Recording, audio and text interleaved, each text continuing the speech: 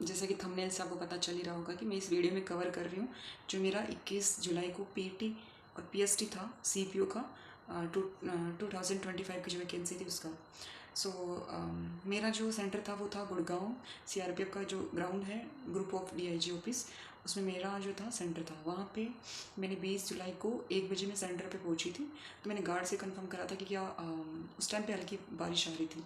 तो मैंने पूछा था कि क्या कैंसिल होएगा, तो उन्होंने बोला कि नहीं, चांसेस बहुत कम है कि कैंसिल हो। बारिश में भी फिजिकल हो जाते हैं जब वो वेदर अच्छा हो जाता है। तो वो चीज़ को कंफर्म करके फिर मैं वहाँ से निकल गई थी। फिर मैंने वापस जब 6 बजे के टाइम पे रिपोर्टिंग दी, बट इतनी भयंकर बारिश आ रही थी कि पहले एंट्री स्टार्ट नहीं हुई थी। तो 6 बजे के बाद में आई थिंक 6:30 बजे उन्होंने अंदर लिया था और ये अनाउंसमेंट करके लिया था कि हम आपका फिजिकल अभी नहीं करवा रहे हैं, होगा नहीं होगा वो अधिकारी बताएंगे, सिर्फ आपको शेल्टर देने के लिए अंदर रखा जा रहा है। तो ये करके उन्होंने अंदर रखा। उसके बाद में नॉन स्टॉप बारिश हुई जा रही थी। हम अंदर ही बैठे थे। तो एनजाइटी हो रही थी, ऐसा लग रहा था पोस्टपोन होगा पोस्टपोन होगा। फिर वो कुछ खा भी नहीं पा रहे थे क्योंकि रनिंग भी हो सकती है, तो कुछ खाएंगे तो रनिंग नहीं हो पाएगी, इसलिए सब भूखे थे आई थिंक। बट केला वेला जैसे पानी वानी सब पी रहे थे। तो जब बारिश रुकी, लकीली मेरा जो बेच था वो पहला ही बेच था और 50-50 का बेच बनाया गया था हमारे टाइम पे। हालांकि नेक्स्ट डे जब लड़कों का हुआ तो 100 का बेच भी दौड़ाया गया था। और फिर जब रनिंग मेरा पहला बैच था और मेरी रनिंग स्टार्ट हुई थी 11:15 बजे के समथिंग, क्योंकि बारिश बारिश रुकी ही तभी थी। तो जैसे बारिश रुकी, सड़क थी। और बात करें अपन ग्राउंड के ट्रैक की, तो ऐसा कहते हैं कि वो 600 मीटर का है, 600 मीटर का है। हाँ, वहाँ पे दो ट्रैक बने हुए हैं सेपरेट करके। तो आई थिंक वो दोनों को मिला के 600 मीटर का है। बट वो एक ट्रैक पे करवा रहे हैं और वो एक ट्रैक जो है वो 400 से कम है अगर हम बाउंड्री से काउंट करते हैं। तो उन्होंने उस ट्रैक के चौड़ाई में बीच में बैरेक लगा रखे और बैरेक लगा के उन पे जैसे रस्सियाँ बांध रखी है, वो रस्सी करके उन्होंने सेपरेट ट्रैक बना रखा है। और उस ट्रैक की जो लंबाई है वो 400 मीटर है। तो ऐसे करके उन्होंने हमें बताया था। हम पे चिप लगाई गई थी, दोनों पैरों में चिप लगी थी। सब कुछ स्कैन स्कैन हुआ था, बायोमेट्रिक हुआ था। कैमराज हर जगह पे लगे हुए थे और सारा सिस्टम कैमराज के और चिप के सेंसर से इन सब से हुआ था। तो चिप लगा के उन्होंने हमारी रनिंग स्टार्ट कर दी। उन्होंने बोला था कि तुम्हारा इंडिविजुअली है, तुम साथ में रनिंग नहीं कर रहे हो, तुम्हारा टाइम तुम्हारे हिसाब से है। और उन्होंने एक लाइन बाय लाइन पे ही हमें निकाला था। तो वो जब हम सेंसर से गुजरते हैं फर्स्ट राउंड में, तब से हमारी टाइमिंग स्टार्ट होती है। तो ये नहीं होता कि हम किसी के आगे हैं किसी के पीछे, नहीं, वो हम पे डिपेंड करता है कि क्योंकि ग्रुप एक साथ नहीं दौड़ रहा होता, एक एक रो को निकाला जाता है। तो ऐसे करके 2 राउंड निकाले और 2 राउंड में रनिंग 800 मीटर हो गया और मेरी टाइमिंग 3:36 आई थी, 4 मिनट में करना होता है, तो अच्छी थी। उसके बाद में हमारा 100 मीटर नहीं हुआ, हमें लगा तुरंत होगा, बट बहुत गैप लग गया था क्योंकि वो अदर बैचेस को कराने लग गए थे, क्योंकि मौसम कभी भी वापस ख़राब हो सकता था, इसलिए फिर वो अदर बैचेस को 800 मीटर करवाने लग गए थे, तो हमें बिठाए रखा था। फिर उसके बाद में भी हमने कुछ नहीं खाया क्योंकि 100 मीटर में फिर जोर लगाना होता है, तो फिर वो पेट में कुछ चला जाता है, तो फिर खाली पेट ज़्यादा अच्छा कर पाते हैं, कुछ खा लेते तो होता नहीं है। इस चक्कर में कुछ नहीं खाया। फिर ऐसे वेट करते गए और 3:45 बजे फिर 100 मीटर हुआ। तो कुछ क्वेश्चंस थे आपके जो मैंने शायद मैं धीरे धीरे कवर करते जा रही हूँ। एक तो वो ट्रैक का क्वेश्चन था और एक क्वेश्चन ये था कि अभी 100 मीटर में टाइमिंग घर पे कितनी आती थी। तो मेरे घर पे आई थिंक मैं अकेडमी में रहती थी, तो मेरी अकेडमी में आती थी 16 16 समथिंग आती थी। वहाँ पे जब 3:45 बजे मेरी 100 मीटर की रनिंग हुई, तो मैं 4 लोगों में सबसे आगे थी। और 100 मीटर का उनका जो पैटर्न था वो कुछ ऐसा था कि वो विसल बजाते हैं और विसल बजाने के बाद में वहीं वहीं पे एक पर्सन खड़ा होता है जो फ़ोन लेके, सेंसर वाले के फ़ोन पे रेडी रहता है। तो वो ओके बोलता है, विसल बजी वो ओके बोलेगा और ओके बोलते ही सेंसर वाला ओके सुनते ही अपना सेंसर को वहाँ पे स्टार्ट कर देता है, चिप सिस्टम स्टार्ट हो जाता है और आपकी जो सेकंड है वो स्टार्ट हो जाती है। आई थिंक ये ज़्यादा बेटर है, मुझे तो इसमें कोई प्रॉब्लम नहीं। हालांकि ये इशू उठाया गया कि फ़ोन पे बात कर रहा है, विसल बज रही है एक तरफ, तो कई लड़कों को दिक्कत हुई, जब पे स्टूडेंट पे फेल हो गए थे वो। बट मेरा जो है वो लकीली पास हो गया था। मेरा जो टाइमिंग उस टाइम पे 100 मीटर का आया था वो 16.8 सेकेंड था। तो मेरा वो लकीली पास हो गया और मुझे कॉन्फिडेंस भी था मेरे स्प्रिंट में। मेरे को रनिंग पे इतना कॉन्फिडेंस नहीं था जितना मेरे को स्प्रिंट पे कॉन्फिडेंस था। 18 सेकंड में करना होता है, तो मैंने पास किया। उसके बाद में भूखे थे वहाँ पे जैसे खाना मिला तो हम तो सोचे कि चलो खाना खा लेते हैं, पता नहीं लॉन्ग जंप कब हाई जंप कब होगा, तो वो इतना सोचा नहीं। उसके बाद में जैसे खाना मिला तो दाल और चावल लिया मैंने और खा लिया। पेट थोड़ा सा फूल गया, सुबह से कुछ नहीं खाया था तो वैसे गैस वैस बन रखा था, थोड़ा सा कुछ खा लिया तो और ज़्यादा फूल गया। अब जैसे खाना खाया उसके 5 मिनट बाद में उन्होंने लॉन्ग जंप के लिए ले गए।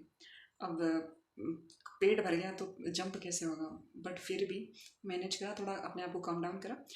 वार्म अप भी कर रही थी, बट वो वार्म अप हो नहीं पा रहा था क्योंकि उस पेट, वो बॉडी जंप नहीं हो पा रही थी क्योंकि पेट भरा हुआ था।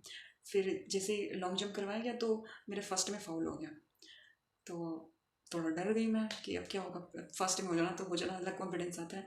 सेकंड चांस में फिर वो वाली बात नहीं रहती है, बट मैंने फिर थोड़ी हिम्मत रखी, फिर मैंने सेकंड चांस में अच्छा किया। 9 फीट कूदना था, मैं 10 से भी आगे कूदी थी। और फिर जैसे हाई जंप के लिए ले गए उसके तुरंत बाद में, तो हाई जंप में फिर मैंने फर्स्ट अटेम्प्ट में पास कर लिया। इतना करते करते आई थिंक 7 बज गए थे, 7:30 तक समथिंग टाइम हो गया था। फिर हम कह रहे थे कि हमारा पीएसटी ले लो, पीएसटी ले लो, बट उन्होंने माना नहीं। उन्होंने पोस्टपोन कर दिया कि अभी बहुत टाइम हो गया है, और कुछ लड़कियों का लॉन्ग जंप हाई जंप रह गया था, तो उनको ही पोस्टपोन कर दिया। बोलता है कि तुम्हें सुबह 6 बजे की रिपोर्टिंग देनी है इधर 22 को। तो हमें फिर मजबूरन बाहर निकलना पड़ा, और फिर हम नेक्स्ट डे 6 बजे आए। 6 बजे आने के बाद में उनका भी, लड़कों का फिजिकल स्टार्ट हो गया था, तो फिर वो उस प्रोसेस में लग गए थे, तो उन पर टाइम भी नहीं होता है इतना। स्टाफ था लेकिन वो कई काम होते हैं, कई बेचेस बनते हैं, तो इसलिए वो फ्री नहीं होते। तो उसके बाद में फिर पीएचडी नेक्स्ट डे हुआ, उसमें वेट मेजर किया गया और हाइट मेजर की गई। वो सब कुछ मशीन से है, आपका वेट हाइट मेजर होता है, कैमरे के सामने होता है, और वेट और हाइट एक ही मशीन से होता है। नीचे एडी लगा के आपको पुश करना होता है, उससे आपका वेट आ जाता है, और आपको खड़े होंगे, आपके ऊपर से एक मशीन आएगी, वो आपकी हाइट मेजर कर लेती है। तो आपको स्ट्रेट खड़ा होना है, और वो मशीन में थोड़ा वजन रहेगा। तो हाइट में अगर 1-2 सेंटीमीटर किसी का इश्यू है तो प्लीज़, ऐसे गर्दन को झुके तो उसको झुकाना मत, और प्रेस हुए तो दबने लगे तो बोल देना कि मेरे को दब रहा है, क्योंकि दबेगा तो ऑब्वियसली बात है कि कम होएगी। इसलिए वो थोड़ा ध्यान रखना उसका, थोड़ा सा आप ऐसे लेके चलना कि मेरे को स्ट्रेट खड़ा होना है, गर्दन को झुकाना नहीं है, तो आपका हाइट का कोई इशू नहीं है, आपकी जो एग्जैक्ट है वो आ जाएगी, और वेट भी आ जाएगा। वेट का कोई इशू नहीं होता, बट हाइट में डिस्क्वालीफाई हो जाते हैं बच्चे। तो एक क्वेश्चन था कि कितने अपीयर हुए थे, फिर कितने पास हुए, कितने फेल हुए। तो रिपोर्टिंग थी मेरे उस टाइम पे सेंटर पे 263 बच्चों की, और वहाँ पे जो पास हुई है वो तकरीबन 55 और 60 का है। 55-60 लड़कियाँ पास हुई हैं, सारी लड़कियाँ फेल हुई थी।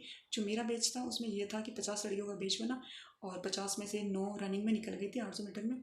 उसके बाद में 41 बची, 41 में से 20 लड़कियाँ स्प्रिंट में निकल गई थी।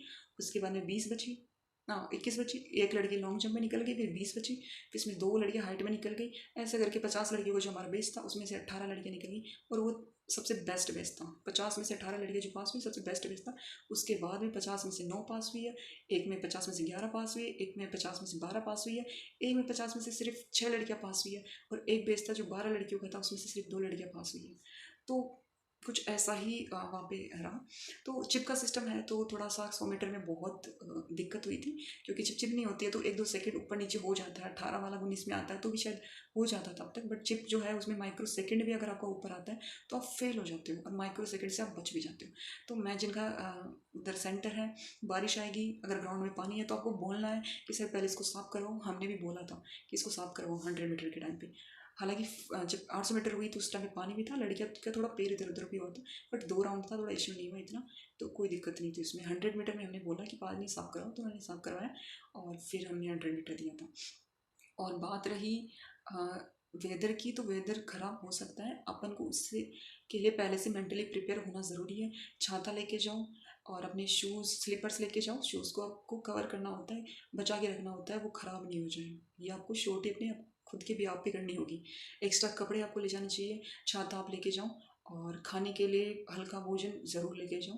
बैच का कोई पता नहीं है, बारिश आ जाए, आपका लेट बैच स्टार्ट हो, उनको वो डेट दी जाती है, वो बार बार पोस्टपोन नहीं कर सकते, उनको उसी दिन में करवाना होता है। और 4 इवेंट में इतना टाइम भी नहीं लगता है कि पूरा दिन जाता है, क्योंकि नेक्स्ट डे मैं देख रही थी लड़कों का फास्ट एंड फ्यूरियस ही सब कुछ चल रहा था।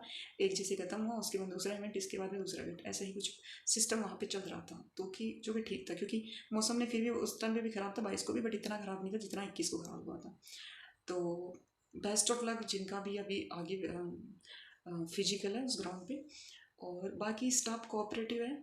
और एक चिप का क्वेश्चन था, शायद मैंने कवर कर दिया कि हाँ चिप से है, कैमरा रिकॉर्डिंग से सब कुछ, और अटेंडेंस आपकी कैमराज में होती है, और बायोमेट्रिक है, वेट भी आपका मशीन से ही नापा जा रहा है। और और क्या क्वेश्चंस थे, तो लेट बैच स्टार्ट तभी होता है जब वेदर ख़राब होता है। अदरवाइज़ उनको पूरा करवाना होता है अपना उस दिन का जितनी भी रिपोर्टिंग होती है, इसलिए वो जल्दी भी स्टार्ट करने की कोशिश करते हैं, बट वो प्रोसेस सारा है। हालांकि मेंटली प्रिपेयर होना ज़रूरी होता है कई चीज़ों के लिए। हमें ये फील नहीं करवाना होता है कि भाई 4 बज गए 5 बज गए। अपनी बॉडी में इतनी पावर स्ट्रेंथ रखनी चाहिए और कि हम बिना कुछ खाए पिए और कुछ हल्का खा लें, हम कुछ जैसे इलेक्ट्रोल पी लें, उसके बाद में भी इतना अपन कर सकें। उस टाइम पे उस मोमेंट में अपन को दे देना होता है, हमें इफेक्ट नहीं होना होता है। मेंटली अपन को प्रिपेयर होना ज़रूरी है, क्योंकि हम सिर्फ किस्मत का रोना नहीं रो सकते हैं, क्योंकि वो जो चीज़ चली जाती है वो चली जाती है। अभी जैसे कई लड़कियां फेल हुई है, बट कुछ लड़कियां पास भी हुई है, तो वो कुछ ने पास करा, इसका मतलब ये नहीं है कि भाई सिस्टम ही पूरा ख़राब है। हालांकि वेदर की वजह से बहुत सारी चीज़ें ख़राब हुई है, क्योंकि बैच डिले होना, उसके बाद में इतनी एफिशिएंसी नहीं बचती है और कुछ खा भी नहीं रहे थे सब कुछ। मैं खुद देख रही थी लड़कियाँ सिर्फ भूखी प्यासी बैठी थी वहाँ पे कि यार रनिंग नहीं होगी, खाएंगे नहीं तो। बट थोड़ा बहुत जैसे केले वेले खाने चाहिए, कुछ जूस वूस पी लेना चाहिए, तो ये सब चीज़ें आप कैरी करके चलना। एक हाँ एक क्वेश्चन था कि टाइम वॉच जो होती है ना, स्टॉप वॉच, वो तो हमारे उस ग्राउंड पे काफ़ी लड़कों ने पहन रखी थी, लड़कियों ने भी पहन रखी थी, तो वो देते हैं, वो उनका उसका कोई इशू नहीं है। और बाकी कोई ऐसा इंस्ट्रूमेंट जो आप लेके जाते हैं वो तो फिर वो क्यों ही अलाउड करेंगे, बस स्टॉप वॉच जैसा तो सिस्टम ले जा सकते हैं। और कपड़ों का भी कोई इशू नहीं है कि भाई आप किस में दौड़ रहे हो किस में नहीं दौड़ रहे हो, उसमें कोई इशू नहीं है। और जहाँ तक मुझे लगा था स्टाफ काफ़ी कोऑपरेटिव था। जब आप कोऑपरेटिव होते हो तो मतलब आप अच्छी अच्छा बिहेव करते हो, एक डिसिप्लिन में रहते हो और कुछ उल्टा सीधा नहीं बोलते, तो वो भी आपको उतना ही हेल्प करते हैं।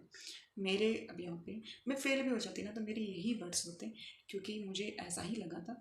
और बाकी जो लड़कियाँ फेल हुई है उनके लिए बुरा तो लगा, पर ये है ना कि कुछ होता है तो कुछ अच्छे के लिए होता है।